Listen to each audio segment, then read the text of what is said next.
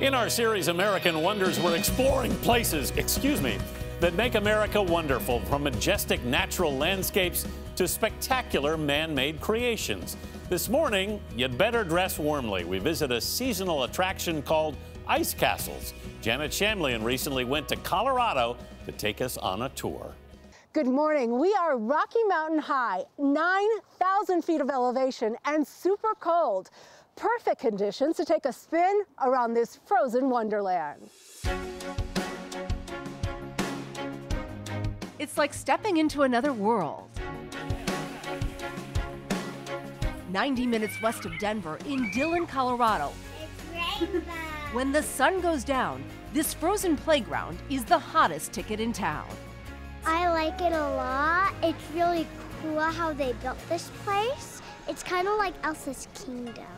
And there are plenty of little Elsas who come to see the tunnels and slides, tall fountains, and oversized thrones, all made of ice, 20 million pounds of it. Gorgeous. Do that again, one more time. It's a photographer's dream, and Kayla Everhart thought it would make the perfect senior photo. Yeah. Until she took her coat off. It's like 22 degrees out here. Yes, it is. What are you thinking? Very cold. The annual attraction is a Herculean effort, taking about 8 weeks to build. And hours each day, grooming and growing it larger by making thousands of icicles and adding them in layers, one by one, to the sculpted castle, which stretches taller each week. Roughly 10 million gallons of water are used to make the ice. Once the castle is taken down and then melted, the water goes back to the land. I just have a feeling like, oh, is this ice going to come down on me? It is not. It is not. It stays where it is until we close down for the season. We have to bring in heavy equipment. Brett Christensen moved from California to Utah 20 years ago and started playing with the ice outside his home. His backyard creations grew. I went home and put a sprinkler on a tripod of wood and turned it on. And lo and behold, everything got covered with ice. So the next year, I made a large wood frame, turned on the water, and we had this little ice structure. Did you start thinking, wow, I can turn this into a company? Not at that point. I started out the next season with some blocks of ice and snowballs, and partway through the season, I started fusing icicles in formation, and it turned out to be this magic formula. A magic formula that's turned into 6 ice castle locations across North America, open several months each winter with hundreds of thousands of visitors. How has climate change impacted, some of your operations? I'm not going to lie, it's been challenging.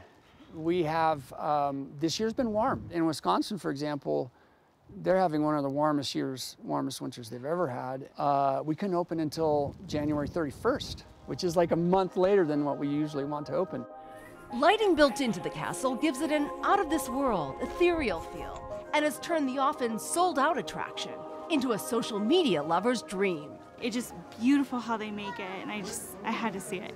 Are you going to Instagram it?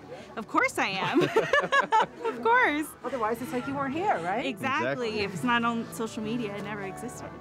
Photos like this caught the attention of Lo Brown, who came with friends to celebrate her 30th birthday. Can't wait. I'm on live right now. What's up?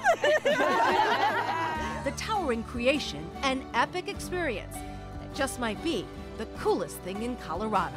So how long does this last? Well, you can see it or slide through it until early March here in Colorado. But across the country and the other locations, it's more weather dependent. Dress warm. Back to you.